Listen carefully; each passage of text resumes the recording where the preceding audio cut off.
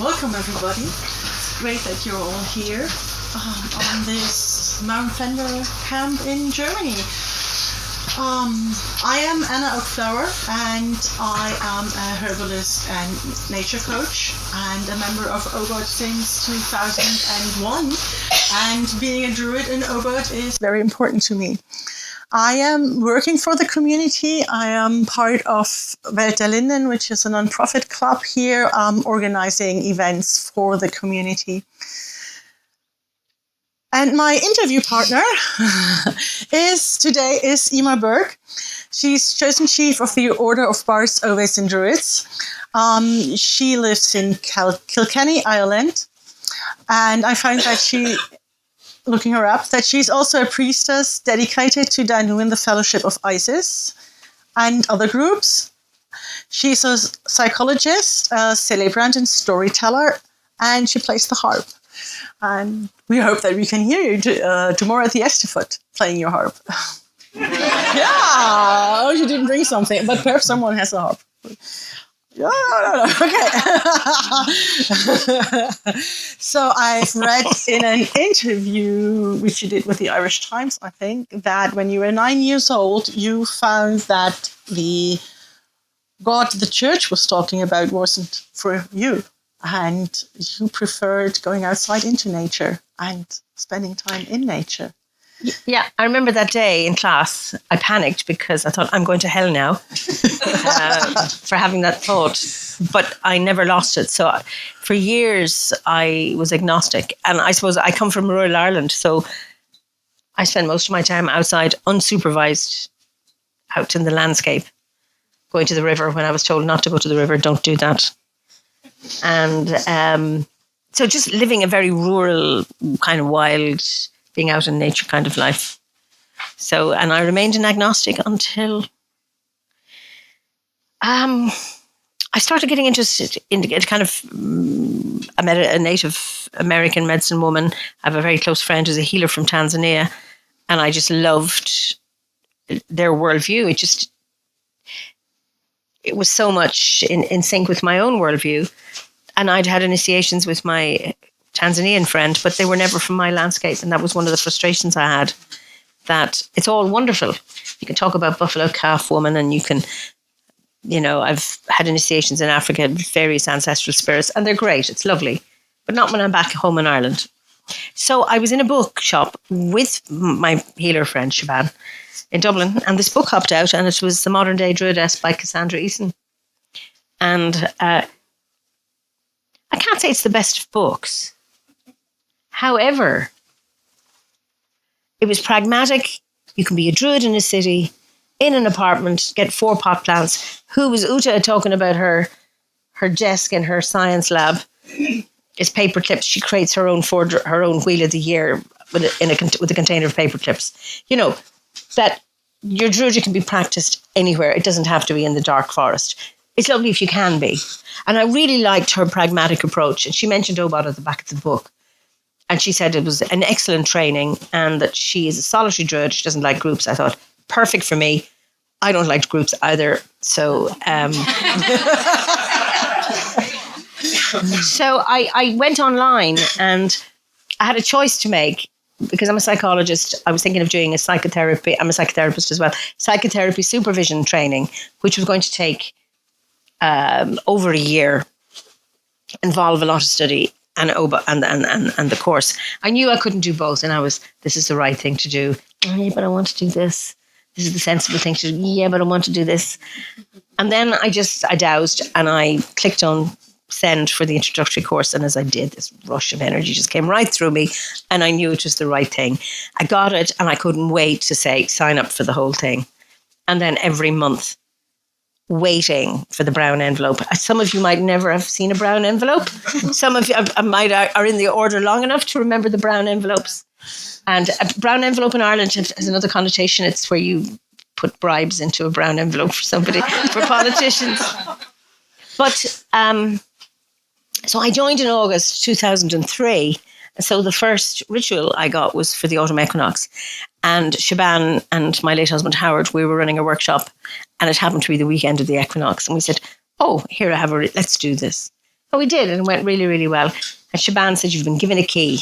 And I knew I was going to get 7 more of those. He said, this is the key for this place, and you need to do them here. And if you don't, the lock will get rusty. And I did. He gave me, I was like 5 minutes in the order, and I'm leading ceremonies. So some of you say, I can't do it because I'm not blah, blah, blah. I was doing it because there was nobody else, and I had to. And I did. And so it's 20 years now, every 6 weeks, and it's not all OBOD members. We started off with 3 people, and then 4, and then slowly. And not everybody who comes to our ceremonies identify as Druids, but the ceremonies have such a resonance for them. And we have a very, very nice community now. And then it wasn't until 2011 that I went to an OBOD gathering. I was too shy. I am very shy, by the way. And I went with a friend, and I was fine in the town hall, but she could small talk to people, and she was on Facebook with them, so many people, and I just died. This is so hard. And I just went and did therapy on the streets of Glastonbury to help me. And then I went to a Druid Gorset, and then that's when we sat, like things like this, sitting, having coffee, having meals together. And then took a while before I actually fell part of OBOD. And then I haven't missed a gathering since. Oh, wonderful. And I think it's a story we all can relate to, because it's very similar to our own stories. Yeah, it's great. So what is important for you about OBOD or in OBOD? Oh, I think the freedom to be. And I think, it starts off in the Bardic grade. And if this feels right for you, you may like to try this. And you have a practicum. And then you're invited to write a reflection. And at the Bardic initiation, JJ will know the words verbatim, I know. But generally the gist is you come of your own free will, and you are free to leave whenever you wish. And that, is so the opposite to any kind of cult. And that each person's journey is their own. And it's not about racing through the Gwers and getting everything done in 1 year, or getting all 3 grades done in 3 years. It's taking your time. I took 6 years in my Bardic grade because I didn't want to be a Bard, because I wanted to be an Ovate and doing all those Ovate things. Anyway, and I didn't start telling stories until I had completed my review. So everybody has a different path, and that's what I love. That allowing people their own individuality, so you can bring your other spiritual values, all the other crazy stuff that you do, that you weave in and make sense of it in your life and weave it into your Druidic practice. Because, I don't know how a Druid is meant to behave. We have our template, we have our Ovate, our OBOD ceremonies, but they're guides. So when you get that ritual book, that's our guide, either for a solo ritual or a group ritual, there. And to make of the Wheel of the Year as we see fit now, because we're all on the Northern Hemisphere here, so it's fairly easy-ish. But my friend Marcus, who's in Italy, he doesn't do his harvest until November. After So it's about finding it yourself and makes sense, and that's what I love. Also the diversity. We've all sorts of people, weird and wonderful people, regardless of gender, color, creed, whatever, or spiritual values, that we are allowed. There's no dogma, and I think that huge freedom. I think that's one of our strengths. I think it's probably why we're the largest order in the world, that it allows that freedom. If you're looking for certainty, you're on the wrong bus, because there are no OBOD rules. You have to work those things out for yourself. But there's also a sense of self-responsibility. You take responsibility for your actions. You can't say the order made me do it, or God made me, or Cernunnos did, or Epona, or whoever you're working with. You take responsibility for your actions. And again, you're free to be a meat eater, a non-meat eater, whatever it is, that you make sense of your world and your life and take responsibility. And that freedom is huge. And particularly in the last 4 years, when there was so much losses of freedom, both physically, but also almost like freedom of thought. That, there's a buzzard. That we need to hold on to our freedom of thinking, and allowing each other freedom of thought and freedom of opinion, and not getting offended by people's different opinions. social media kind of takes a bit of that away from us. We need to be careful as Druids because we spend so much time online that we still respect the freedom of people to express views that we do not like and that we do not agree with, and to cope with being offended, because we don't have a right not to be offended without being offensive ourselves, of course. Anyway. Yeah, now that you mentioned social media, the pandemic did change a lot for us. And one of the big changes we have seen since the pandemic is going into this online world more and more. And it's wonderful that it connects us all around the world easily. But I think there are also problems with it. And Druidry is such a nature-based, or nature is so important for Druids. And especially when you started being a chosen chief, the pandemic came and you had to jump right into this problem, finding balance between both of them. How do you cope with that? When I joined the order, I knew there was a Druid's Head pub. Is that right? The message board thing. And I thought, absolutely no way. Druids don't do that.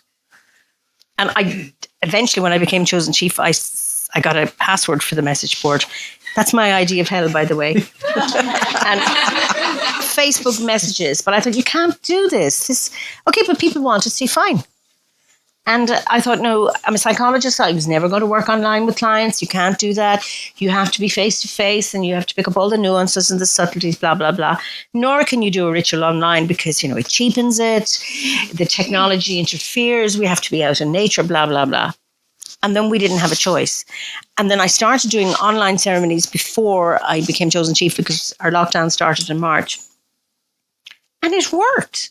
People said, actually, it worked. And I thought that was really interesting. Well, of course, what do you start doing? One of the first practicums you do on the Bardic grade is what? After the sacred grove, exactly. It's before that. It's your inner grove. And it's all about your inner world, as well as, it's easy connect out there, but it's how do you develop a rich inner world? And if you can do that, and this is like what Cassandra Easton said, you can be in a city and you can have your grove, or you can be in a prison cell or wherever you are. But once you're free in here, and I thought these are really, really interesting lessons for us being trapped as we were in those times. And then when Dave the Bard, curated, and choreographed that wonderful installation ceremony, there were files going back and forth from him and Philip and Stephanie to me. Philip and Stephanie would have been recording, say, chanting the Awen. Then I would have to listen to that and then in earphones and then chant in harmony with them, send that back, and then something else had to come back. And I didn't hear the final thing until the actual ceremony. And I was sitting in my sitting room with my family and some friends, and I could feel, I was there the night before with Philip. My laptop wasn't working, so I had him in my hand on my phone as he was lighting a candle. I don't know if any of you remember, he lit a candle and he said, send this light around the world. And he handed something to me. I could feel it. It was just fascinating. And then the next day when the installation, I was in tears. It was really, really profound. And I had friends there who were not Druids, and one who's rather skeptical, he said, because, it was a meditation, we all go into the grove, etc. He said, I was there. I could see it all happening. It was so profound. And I knew then this was the way it was meant to happen. I might have been distracted by the physical presence of people, but I actually could feel the mantle being handed over to me from Philip. And that was really, really profound. And I thought, but that's exactly what we do. We work on the inner plane as well as the outer plane. And it didn't take from it. Plus, many people got to hear it. More people got to hear it. Even my mother, who was very disappointed with me up to then, being a Druid and not being a Catholic, she said it was beautiful. She's worried for years that I'm going to hell, and she as well, because she's failed with me. She doesn't worry anymore. That was really profound. And that was because technology allowed that to happen. And then I was worried. Philip is such a hard act to follow. As you all know, Philip, most of you, I assume, know him. I thought, he's a prolific writer. He's a great talker. He's incredibly patient. And I thought, Anyway, COVID happened. So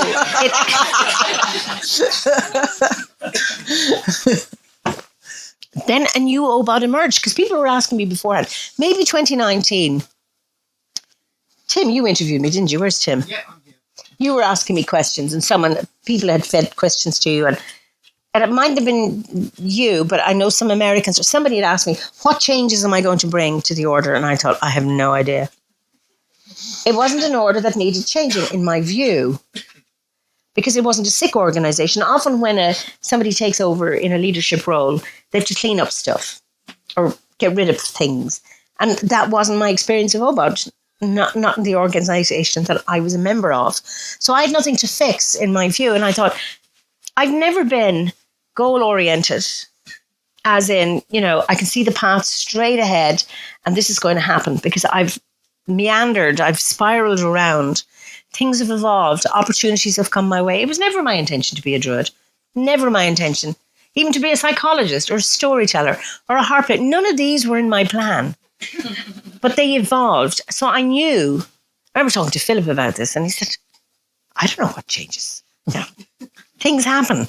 It evolved in his time. Now, but I can't take anyone on the hearth. You like it? I take no credit for that. This was not my idea. I couldn't. My brain doesn't work like that. Just even imagine or envisage it. But it was between. I don't know who's guilty. Dave was one of the guilty ones, and Matthew and maybe Philip a little bit. But then the wonderful staff have just created that beautiful visual space for us. So then people asked for online ceremony, so we started, and then I started the fireside chats, and it was Ava from Belgium. She was in my house and in a little courtyard I have, and she said, "Oh, this would be lovely to have a chat with a Druid." And I go, "Ha ha ha! I don't have good internet. That wouldn't be." And I couldn't do that. It's a stupid. Nobody in a business. And I said to Philip, and he said, "Go for it." So we'd agreed I was going to do 6 sessions. And then he was going to do 6 sessions interviewing members about their books. And then after the 6th, he said, "Do you want to give up?" I said, "No." So anyway, it's going on since. And that has been really interesting because prior to COVID, I hadn't appreciated, given that I live in Ireland and going over at least 4 times a year to the UK, that for me, my Druidic practice and the order for me is about physically meeting people. But so many of our members, particularly in the US and Australia, where they're not free to come out and say they're Druids, family work-wise, or the region in which they live, or the distances are so vast that they're very isolated. And so many people whom we've had meetups online, we've had a climate listening circle, we have a death cafe, we have the mental health group, the online ceremonies. And so often I read the comments and they say, "This is my first time ever at an OBOD ceremony or a Druid ceremony. Oh my God, I've met people for the first time. This is so lovely. I feel safe here. I now find we have a community." So as the membership has grown and the rate of membership doubled from 2020, I'd like to think it was because of me. It wasn't. It was because of, I think, the pandemic and climate change and the way the world is going, people wanting a spiritual path such as Druidry. But the rate of membership doubled every month. And so as we expanded in numbers, the sense of community got closer. And that's one of those paradoxes.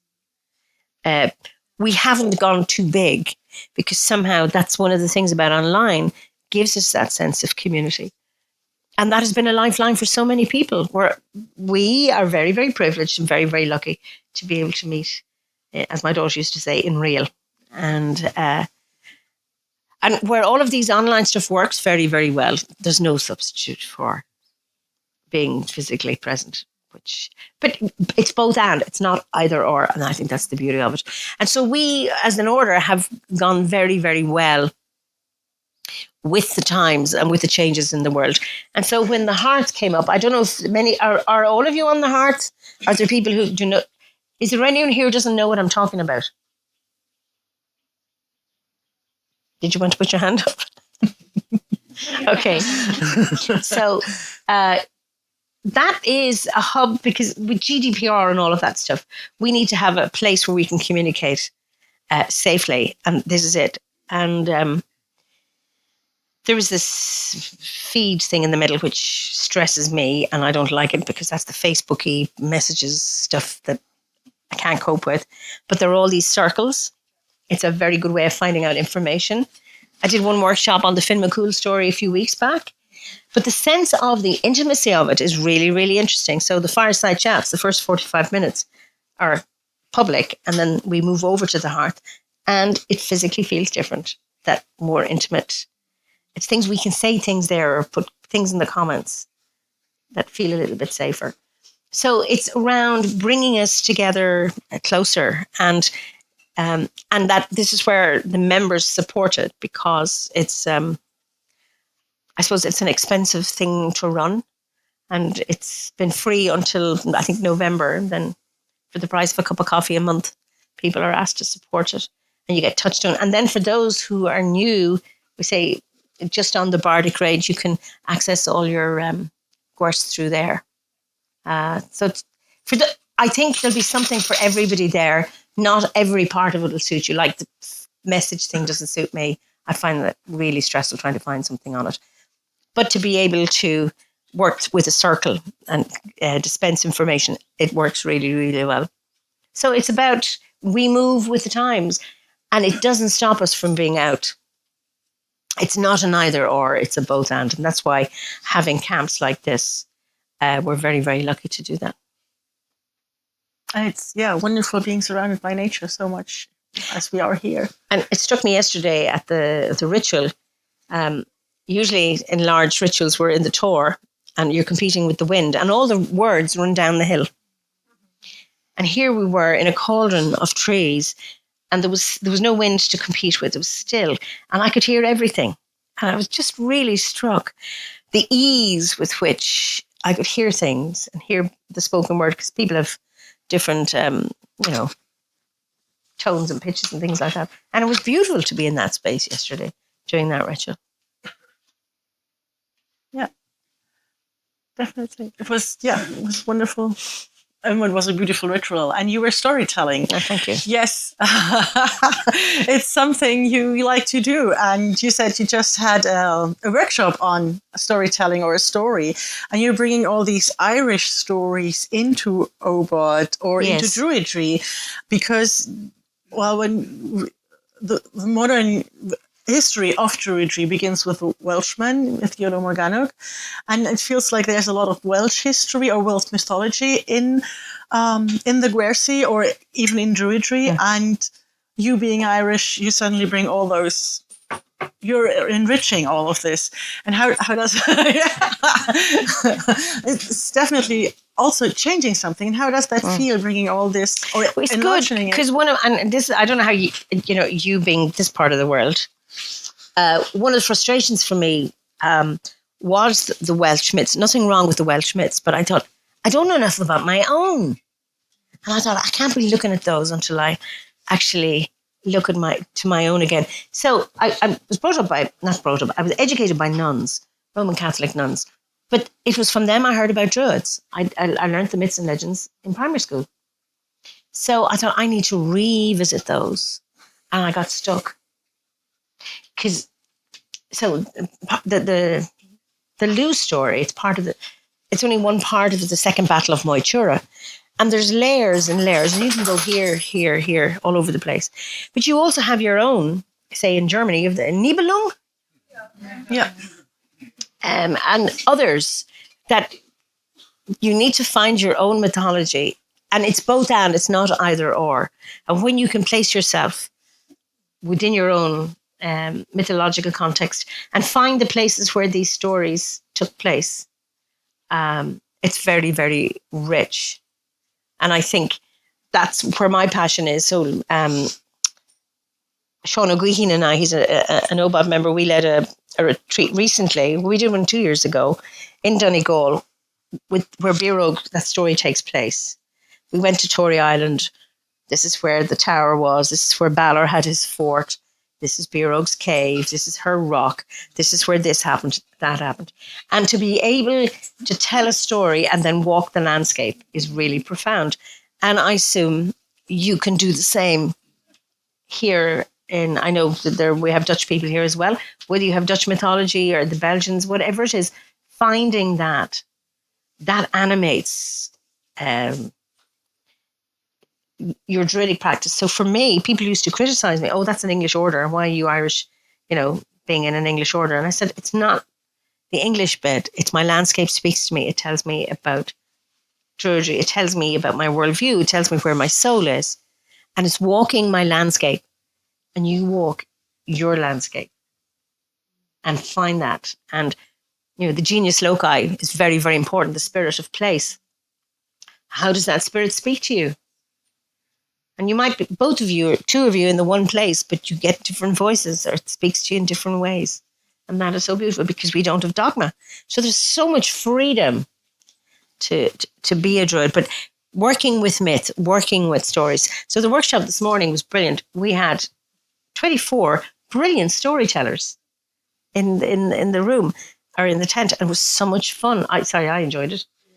I enjoyed listening to the participants' stories. It was so much fun and really, really creative and silly and magical, which is what story is. It's about myths are not facts, but they don't contain facts, but they contain truths. And it's about finding those and actually joy. And one of the things I love about Druidry, it's a joyful spiritual path. We have the gravitas, we have the solemnity to hold a ritual, but we also have the joy for fun, laughter, lightness, taking our beliefs lightly, walking the landscape lightly. I think it's very, and that Druidry allows that. Because we don't have a hell to go to, and we don't have a judgment day, and maybe we have heaven here. I forget those words, but you know what I mean. It's about living with joy and having the gravitas to stay grounded on the earth. It's very earth-based. When I started on this spiritual path of mine, I wanted to be up there, astral traveling and all this kind of stuff. And somebody said, you need to slow down, because you may have noticed I speak quickly and I walk quickly. And I didn't know what they meant. I just could not get. And I'm grounded now, and that's where we need to walk. Have the gravity and the gravitas to walk on the earth, but do it lightly. And it's the nuances between gravity and lightness and walking that path. A bit like having, 1 foot in this world and 1 foot in the other, walking that. So it's between the inner and the outer, and then there's not so much the upper and the lower, but being really grounded is very important.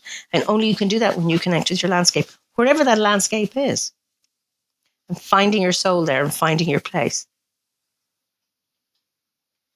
Yeah, that's a big importance about what Druidry is about. Yeah. I feel like that's the connection to nature, which, Mm-hmm. And if you find that strength, it's easy to go online and connect with other Druids and talk about this, our connectedness to the nature and the landscape around us. Yeah. Not everybody's, but, we have an anchor, something we'll not say anymore. Those who know what I'm saying. But you need to be anchored. And I think when you're anchored, then you can go online. Then you can do all of that stuff. But you need to have that. I don't know if many of you have done shamanic journeys, but if you do, you have a starting point. It could be the roots of a tree or the entrance to a cave or some place that you recognize. I leave the ordinary world from this point, and this is the place to which I return. You leave your front door. If you have, I assume everybody has a front door, even if it's in an apartment block. You leave that, and that's where you come back to in the evening.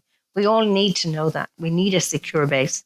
Psychologically, we need a secure base, and spiritually, we need a secure base from which to travel, from which to take off, and to which we return. Like, I live in Kilkenny. I'm not from there. I wasn't born there. The place where I was born, I never felt I belonged. And then I went to Kilkenny. I belong there. It does not belong to me, but I belong there. And it's about finding your soul in your landscape. I mean, some of you may be in the place of your birth, others you have moved, but it's finding that place. And hopefully you can be at peace in the place you live. Not everybody is, unfortunately, but it's about finding that. That's beautifully said. Very important.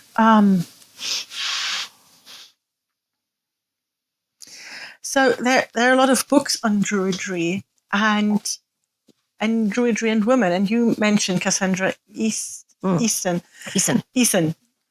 a Druidress, book on Druidress.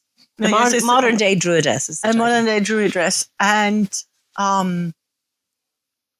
there's also a yearly online event about women in Druidry, and Carrie is taking part of that everywhere. And you stand in a long line of tradition of men. Druid, yeah. You are not the first person who's leading a modern Druid order or a well-known order, but you're the first in this long line of Druids who've come before you. And how does that feel, being a woman in that line of men? I'm not in awe of that, and I'm not surprised. And it's almost like I don't think about it particularly. Yep. Simply,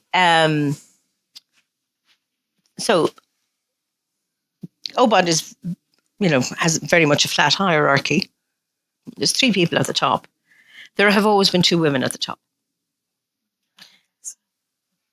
Only one could be a chosen chief. So Ross Nichols was the first chosen chief. Marjorie, do you know her surname? She was the first scribe, and Vera Chapman was the first Pendragon. Yeah, so 2. Then Vera passed that. Then Stephanie became scribe, and then Vera Chapman handed it over to Will Worthington. Then there was 1 at the top, but there's always been at least 1 woman at the top, and now there's 2 again. So there hasn't been an issue within the order around, needing. Real Druids wear lipstick, by the way. I hope you've noticed, and white beards are passé. Sorry, lads.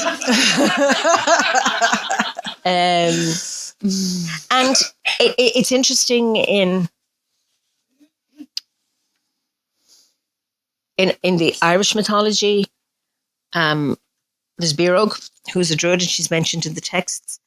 There is in the Táin, when Queen Maeve is going with her soldiers from Connacht, is going to the battle with Ulster. She meets Fidel, who is a seer, and she's just come from Alba, Scotland, studying seership, and she makes a prophecy. There are 2 other Druidesses, Ethna and Fidelma, and there was a bit of religious spin on this, that they met St. Patrick and he baptized them, and then they died and they went straight to heaven and they were very happy after that. Don't believe that one. But there are mentions of Druids, female Druids, in the mythology. Now, there are not many mentions. However, when you think of, there are not many mentions of women in anything. And they've been, excluded from history. So shoot. Well, even music, when I did music at school and learned about all the great composers, and I never heard of Clara Schumann or Fanny Mendelssohn or how many others. And I realized, no, these were composers in their own right. So it was just because they weren't mentioned. It wasn't that they didn't exist. So absence of evidence is not evidence of absence. So it's about... I mean, when it was announced, people were saying, "Oh, this is wonderful, standing up for women's rights, blah blah blah." I didn't feel that was a necessary fight or battle within the order. Yeah, because we do welcome diversity. When you look at even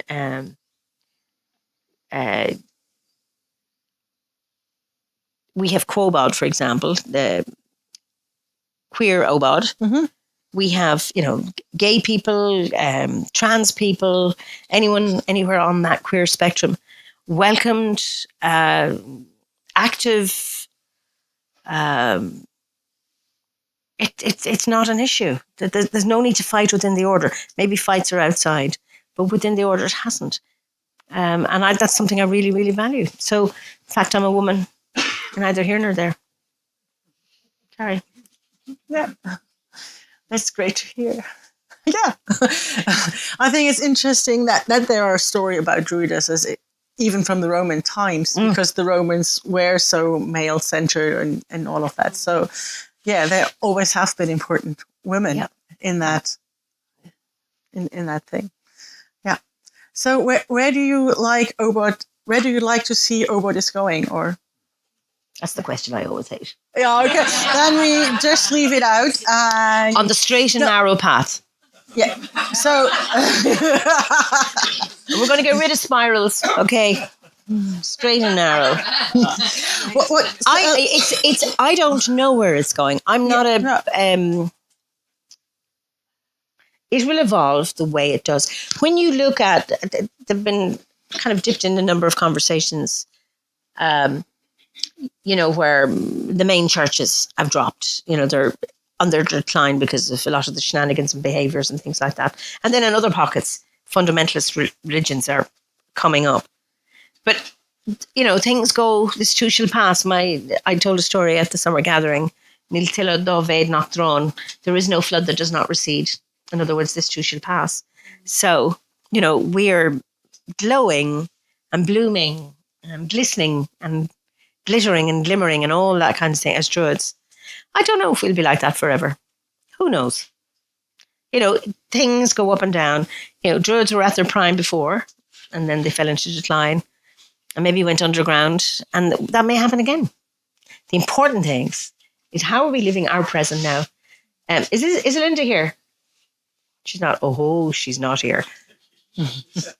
Anyway, was it she that was calling me an ancestor? I said, I'm not dead yet, but I'm preparing for it. So I suppose it's now, how do we live our lives so that we are leaving a nice legacy behind and behaving as good ancestors? Not all of our ancestors are good. Not all of our ancestors have behaved. And often if you're listening to Indigenous people, they're talking about honouring the ancestors, and they were all wonderful and they were so in touch with nature. And that may have been the case. But then there are others, Inca people who engage in sacrifice weren't always kind of the best. There's been oppression and abuse everywhere.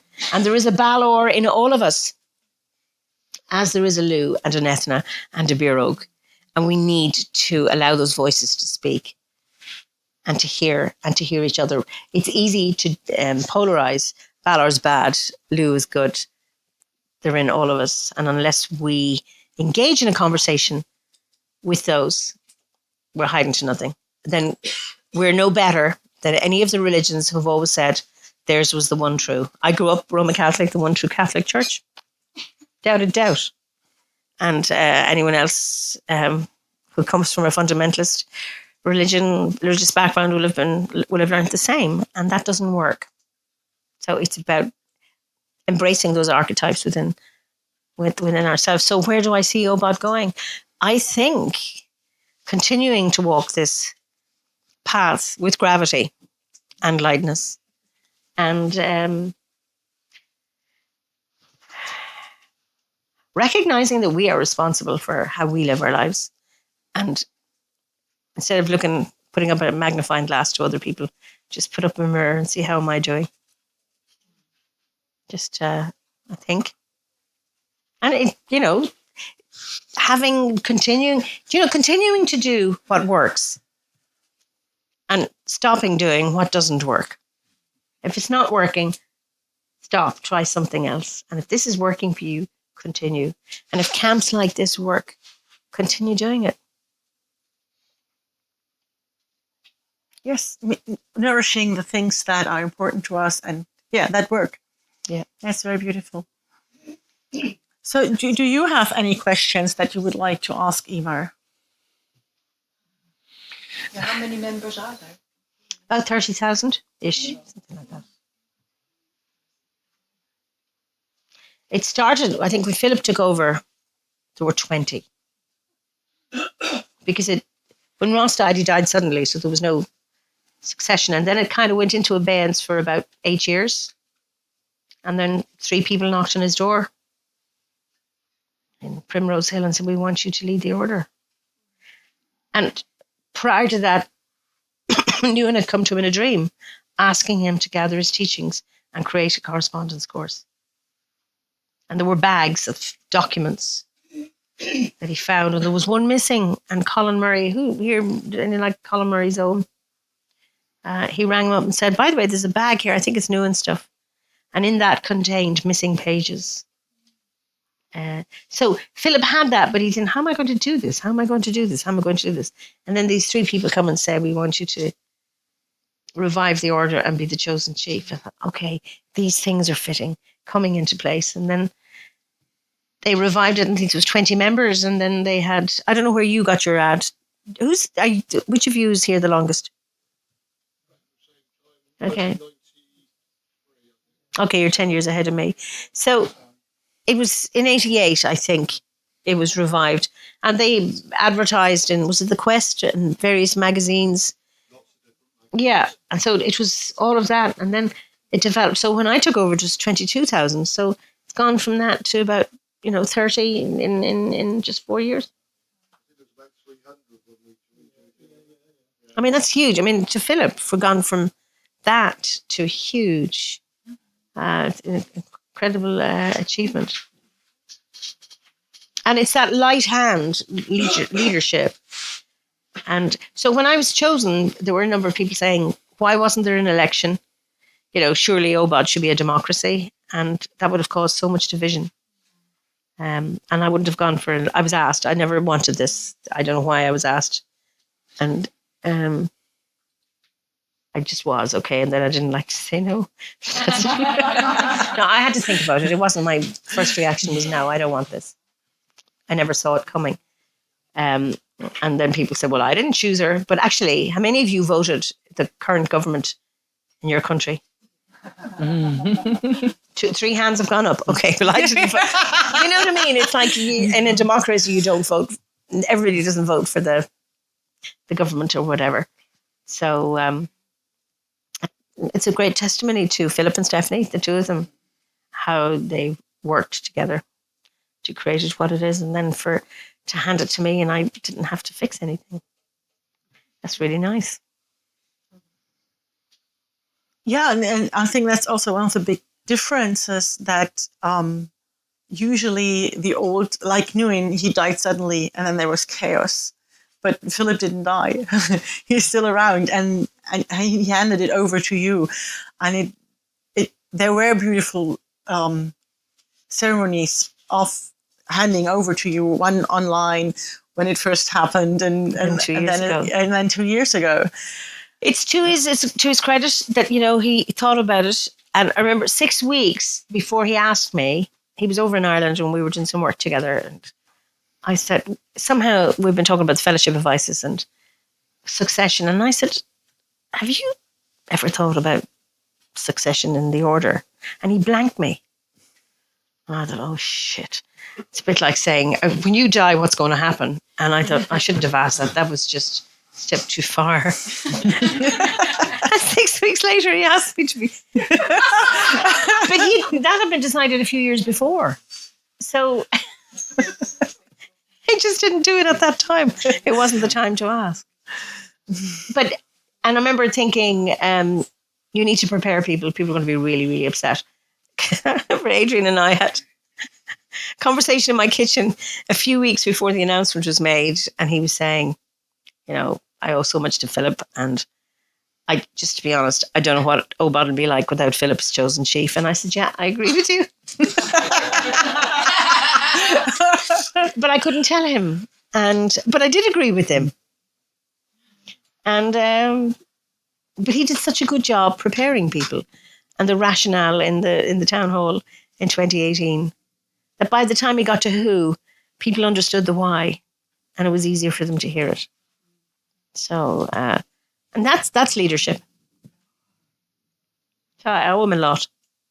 So, yeah. And Stephanie.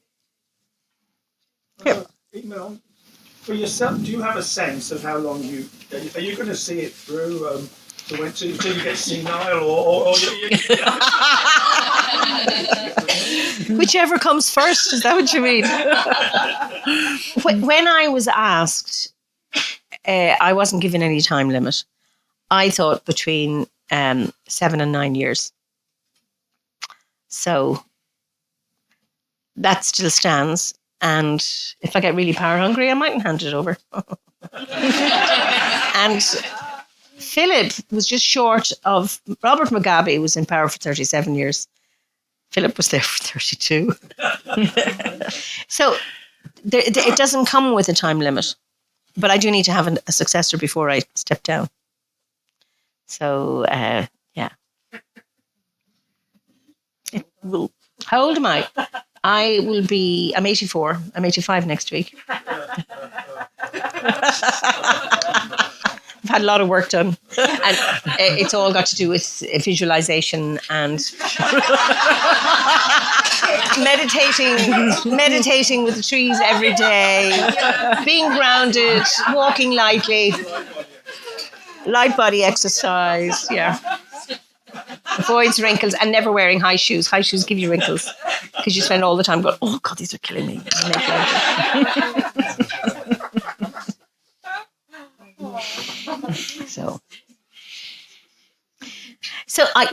Yes, that's the. So I've done 4 years, so 5 years maybe. If you're still nice and don't piss me off, I'll stay the 9. And yeah, so I mean, I'll be 70, so it's old enough. I'm 60. I'll be 65 next week. But yeah. So, any more questions before we finish? Yeah, so a question to finish would be, what is your advice or wish for these times in which we are living now? What would be something practical you can give us for these times?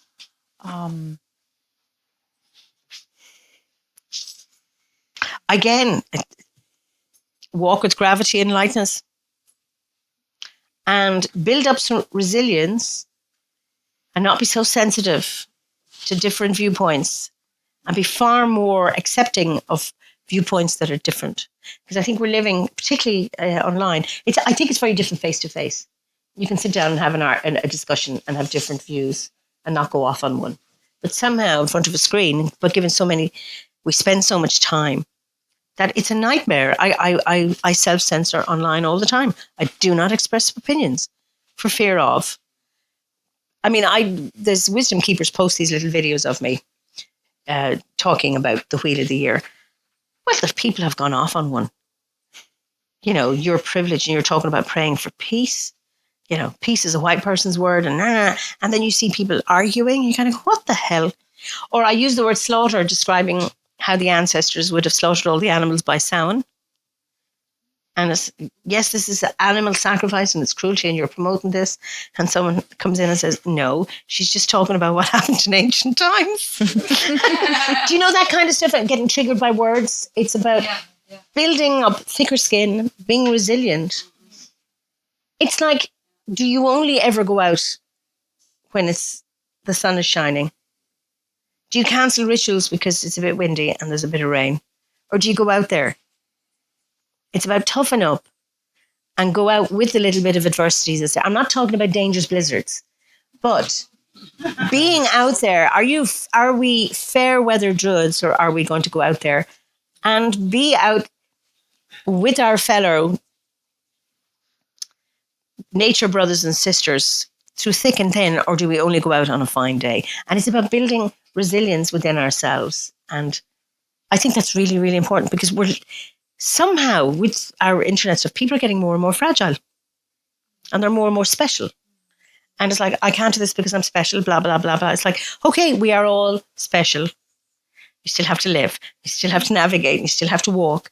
And we have to find ways of accommodating to the challenges of life. I get pissed off or inconvenient. I've missed a train or whatever, whatever it is. And as you toughen up and you work around it rather than crashing. Same with opinion that isn't the same, or you've someone whose values are different or beliefs. It's about toughening up and being more open to people. And I suppose never being smug as Druids. Because often, we're pagans, we don't do anything like those awful fundamentalist religious people do. We're never going to do that. It's like, there's a Balor in every one of us. And we need to watch that. Give Balor a voice. If you don't give Balor a voice, you're in trouble too. Acknowledge Balor and Lou and Etna and Cian and Birog. Am I waffling? No. No. And so thank you very much also for this advice to stay connected. And if I with catch you out not doing it, following my advice. Yes.